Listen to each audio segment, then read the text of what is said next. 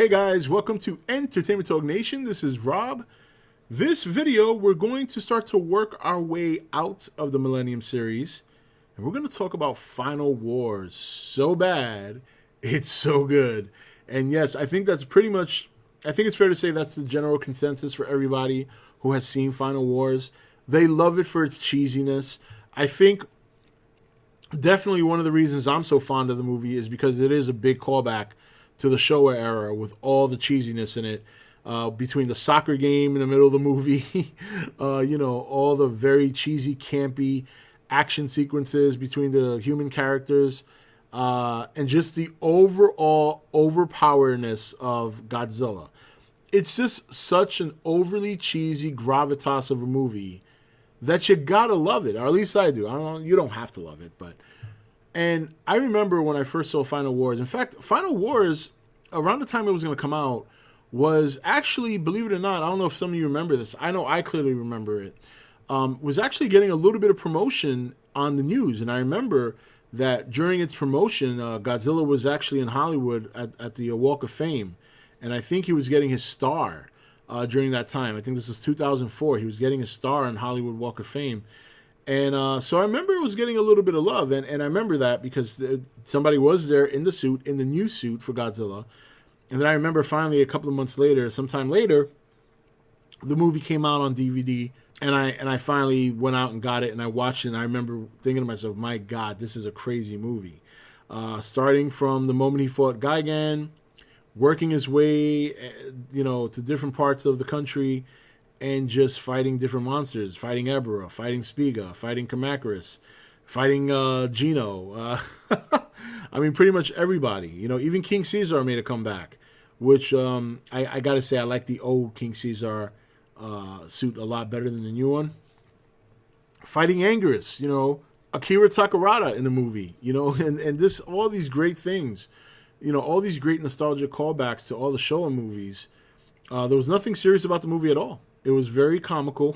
It was, I can't say it was very down to earth at all. I mean, not most Godzilla movies were not down to earth, but this one really went nuts. And then at the end, we don't get the original King Ghidorah in this movie, but we get a Kaiser Ghidorah, which goes from what looks like a left tackle for the New York Giants with his big ass head and his big shoulder pads, transforming to Kaiser Ghidorah, who has a lot of similarities with regular Ghidorah, only a lot stronger.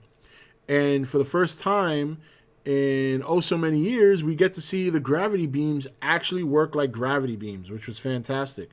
And then finally, to cap it all off, you get an overpowered Godzilla atomic breath shooting a meteor out of the sky. I mean, WTF, right?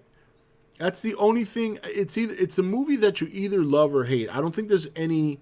It's very black and white. There's no gray area with this movie.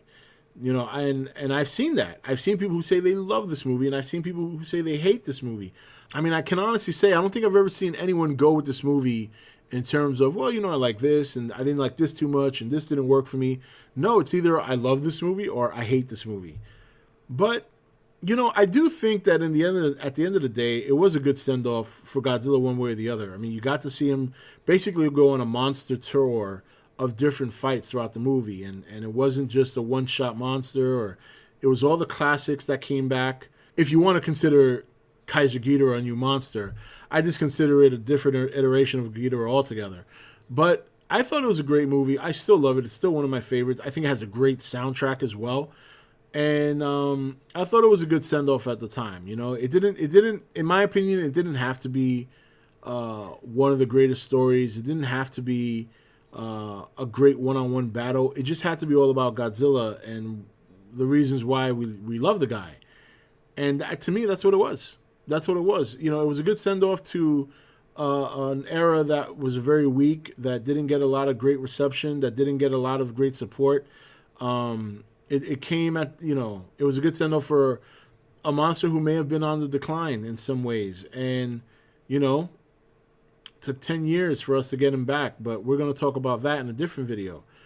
But let me know in the comments how you felt about Godzilla Final Wars. Did you love it? Do you hate it? Again, I don't think there's any gray area with this movie. I think there's people out there who genuinely hate or love this movie. I've never really heard anyone in between. And if I have, it was so rare that I probably forgot.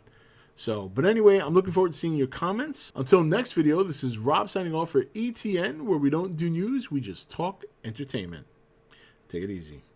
Thank you for watching E.T.N. Click here to watch more content. Don't forget to leave a comment. Also, make sure you like and share this video. If you want to know when the next video is up, click the notification bell next to the subscribe button. And most of all, make sure to click that subscribe button for regular content.